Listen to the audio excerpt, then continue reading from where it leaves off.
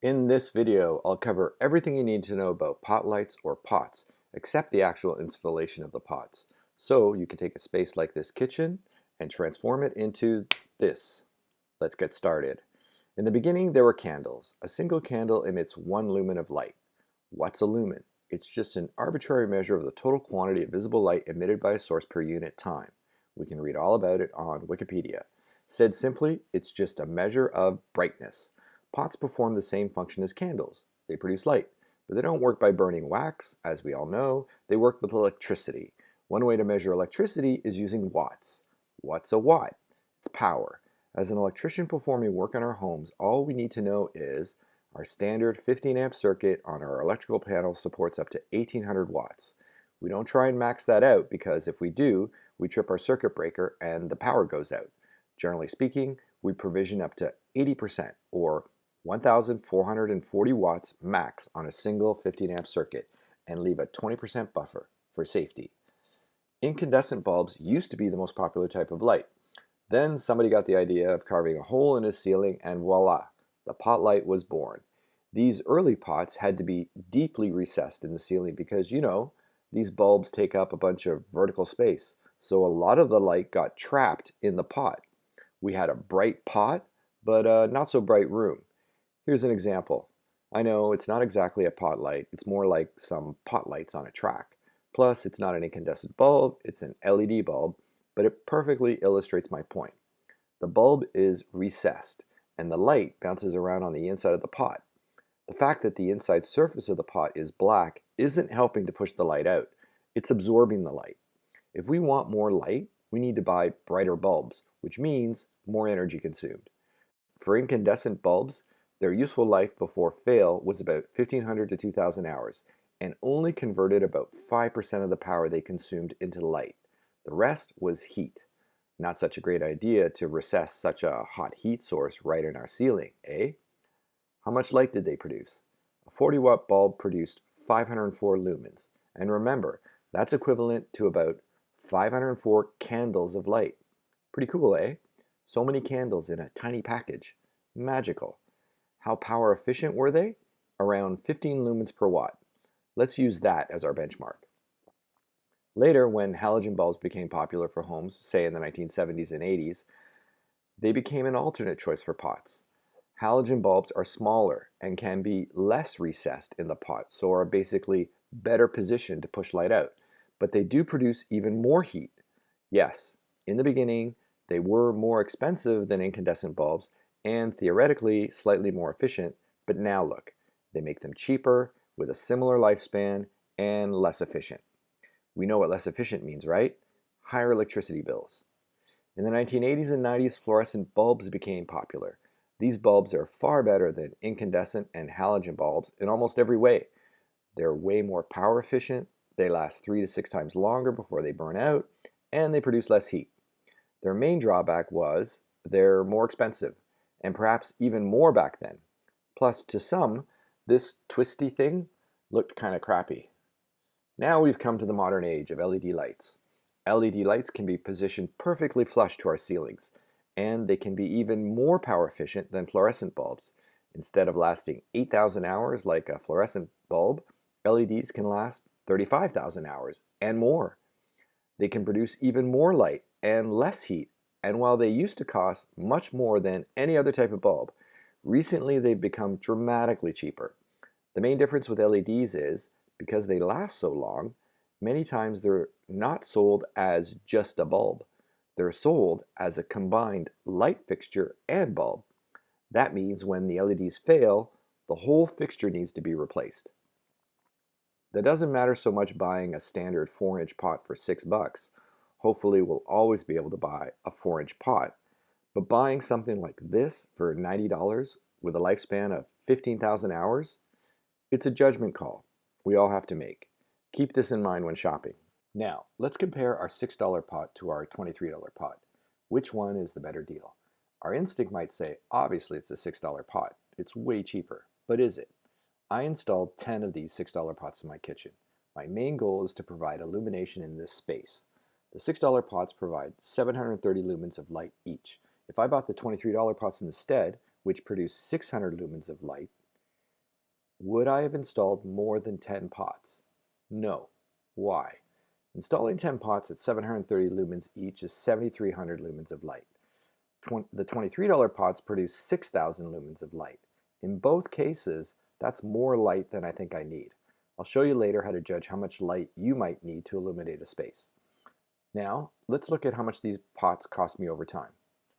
When we first installed them, obviously the $6 pot is way cheaper. We're going to assume we only use them at full power.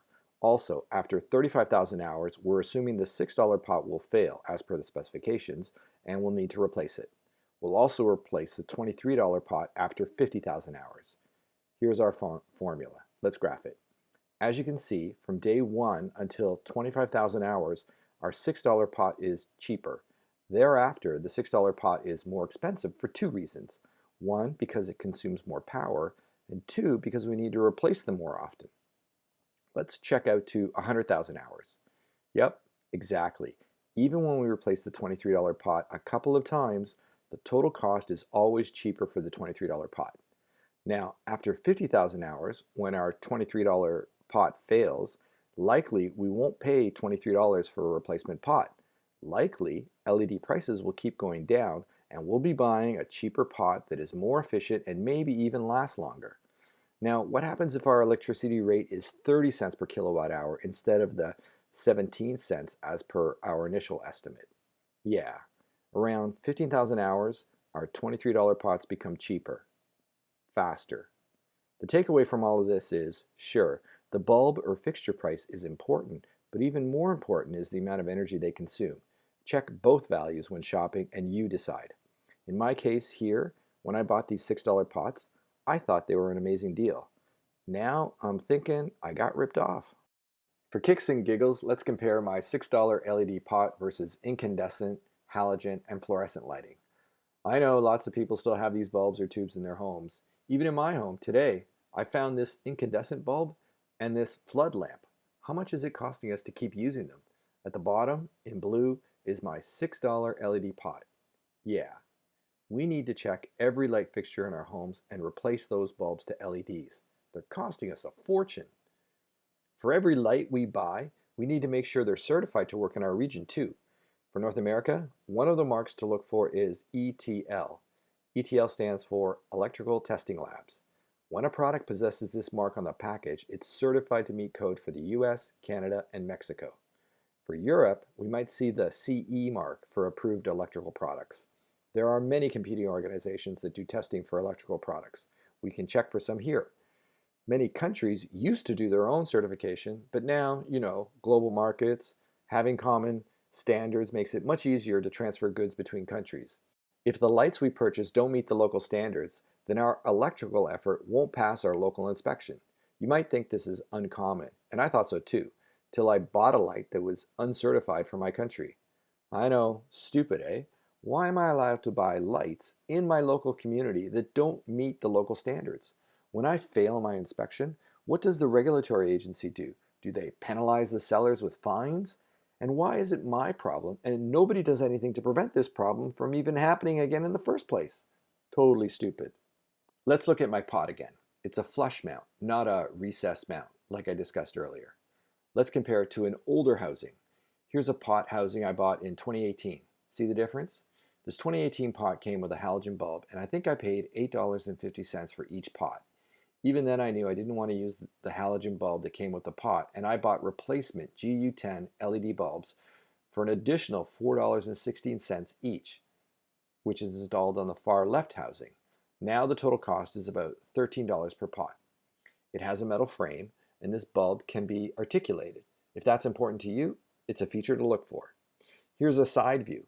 My pot from 2018 is on the left and my pot from 2021 is on the right. See the height difference? The metal pot is 6 inches high and the plastic pot is under 2 inches. Newer construction homes should have 9 inches between the inside drywall ceiling and the floor above. But what about if there's a furnace or air conditioning duct right where we're trying to install our pots? Yeah, a problem, right? That's why these low profile pots are so attractive. They can be installed literally everywhere. In fact, we can purchase even thinner pots like this, though they might come with a separate housing to accommodate our connections and are more expensive. With all of these housings, they don't need to be physically secured to a wooden beam. They're secured directly to the drywall with these springs. See this rubber gasket? This plastic pot can be used in wet locations too, like a bathroom or even a shower. If you're not installing this pot in a wet location, don't remove this gasket. It helps ensure a good seal wherever this pot is installed. This metal pot cannot be installed in a wet location. Let's compare the wires. The metal pot has 3 wires, black, white, and ground. So it's wired like a standard light fixture. The plastic pot has only 2, black and white. Why? The purpose of the ground wire is, in the event that the black wire comes loose and touches the fixture, it will electrify the whole fixture. Then, when we touch this electrified fixture, we'll experience a shock. So, bottom line, the ground wire is a safety feature designed to protect us from shock when we touch our fixture, period. It is not required to complete the circuit, and our lights will work perfectly fine without it. Okay, now look. This fixture is metal. It needs a ground wire. However, this fixture is completely plastic. It does not need a ground wire. If this black wire were to come loose and touch this plastic, it does nothing. Okay, so what do we do with this ground wire and these plastic fixtures? Good question. One method is just curl it up inside the housing. We want to make sure the ground wire never touches the black or white wire. Another method is just cut it so that it'll never come in contact with the other wires in this box. If we cut it and a future installer wants to use that ground wire in a metal fixture, obviously they'll need more cable to accommodate their needs, so we could leave some extra cable in the ceiling. My choice is curl it up so I don't create future installation problems. Front facing. Which one do you like? An LED bulb is in the metal housing on the left, and a halogen bulb is in the center, and my plastic LED pot is on the right. Here's the inside of my pots. The metal pot must support bulbs that can draw up to 50 watts of power. For that, some fire protection is required to make sure the heat generated doesn't escape out the back and start a fire. Here are the bulbs. A GU10 LED 5.3 watt on the left, and a GU10 halogen 50 watt in the center. Based on looks, I think I like the plastic pot. So we talked about price, efficiency, and expected lifetime. Now let's talk about color or temperature. This single pot supports 3 light settings, 2700K, 4000K, and 5000K. So what do these numbers mean? These numbers aren't color numbers, they're a measure of temperature. So the K indicates Kelvin. What's a Kelvin? Kelvin equals Celsius. It's a measure of heat. So 1 Kelvin equals 1 Celsius. They just have a different starting point. Let me explain. We know that water freezes at 0 degrees Celsius and water boils at 100 degrees Celsius. For those of you in the US, you can convert Fahrenheit to Celsius following this formula. Sorry, USA, does anybody else still use Fahrenheit? Those of you who live in colder climates know that 0 Celsius is not zero heat. In my area, during the winter, it's generally around -10 to -20 degrees Celsius. Okay, so where is the coldest temperature? Physicists have discovered it's in outer space. There, the temperature goes down to -273 degrees Celsius, and that point is defined as zero heat, or absolute zero. Based on this, the Kelvin scale was created.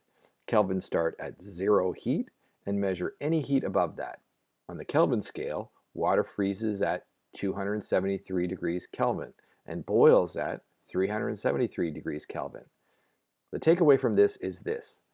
When measuring temperature, Celsius will always be a lower number than Kelvin, -273 lower, and that 1 Celsius equals 1 Kelvin. So what's 2700 Kelvin in Celsius? Well, that's just 2700 minus 273 equals 2427 degrees Celsius, right? So the convention is to express the color we see from our light as a temperature in kelvins, and now we know how to relate kelvins to our everyday experience. Looking at the light from a sunrise or a sunset or even a candle, all of those would be close to 1800 or lower on the Kelvin scale, kind of yellowy orange color. At 2700 Kelvin, we're losing the yellow color and getting a hint of white. When buying light bulbs, the marketing term for this is warm white. At 3000 Kelvin, or soft white, the light is moving towards white with a hint of yellow. And at 4000 K, we're in the neutral range, mostly white. At 5000 K, or daylight white or cool white, the light is again mostly white. Standing outside our homes in full daylight, as illuminated by our sun, we would experience around 6500 K, or pure white. If we keep going higher, say 7K, our white light would start adding hues of blue, 8K, 9K, 10K, 11K, bluer and bluer hues. Why blue? Well, we might remember in high school we learned about the electromagnetic spectrum. We learned that visible light is only a tiny portion of this spectrum. And as we move past visible light in the blue direction, meaning higher and higher temperatures, we reach ultraviolet, which we can't see. And for the other direction, as the temps get lower and lower till we can't see it anymore, we enter the infrared spectrum, or red color. It's that simple. Okay, so now that we understand temperature, what should we choose for the different rooms in our homes? The standard practice is, for rooms where we work, we want as close to a white light as possible to cleanly illuminate the workspace. For kitchens, most people would choose either 4000 K or 5000 K. Also, in washrooms, we shave or apply makeup, we choose a clean light, like 5000 K, so we can see the true color of our faces. For a family or living room, we don't need the stark color white light casts, so try 2700 K or 3000 K there. One more thing you need to consider is the color of your walls. If you choose a lower temp light, like 2700 K, it might interact with your wall color and change it. A light brown wall might look pink. For those situations, you might choose a 4000 K pot instead, or forego pots altogether and go just with accent lighting. Keep this in mind. Experiment with different temps and illuminate your room to your preference. The main goal with adding pots usually is to provide broad illumination for the room. Then we can add accent lighting to highlight specific areas. Earlier I talked about how I decided to install 10 pots. Here's how I figured out how many pots to install and where to position them. The industry standard practice recommends divide the ceiling height in half, then use that number as our spacing guide. If we have an 8-foot ceiling, then position our pots 4 feet apart. A 10-foot ceiling, 5 feet apart. Remember, if our pots are spaced wider than 1.5 meters or 5 feet, then according to the code, we need to secure our cable somewhere in between, and if the drywall is already up, that means we're drilling extra holes, not for pot lights, but just to secure cables. That sounds like more work to me. If we can avoid it, shouldn't we? Another industry standard practice is position our pots 3 feet from the wall. Why? For a number of reasons. In a family room, couches are a few feet wide. We want light directly above them. If we position our lights closer to the wall, we'll cast a shadow on the wall towards the ceiling, while also directly illuminating our wall and exposing any defects there. Sure, this is great to create a dramatic effect, and if that's our goal, perfect. For kitchens, that's a special case. We're dealing with cabinets and counters instead of walls. The industry practice is to position our pots even closer to a cabinet, like 2 feet. Why? Well, as we stand at our counter preparing dinner, we don't want our light coming from behind our backs, casting a shadow on our counter space. By positioning our pots closer, our light shines over our heads, illuminating our counters, cabinets, and pantries. If we install our pots closer than 2 feet, then we'll be creating shadows under our cabinets. Now sure, we can install under cabinet lighting too. Problem solved.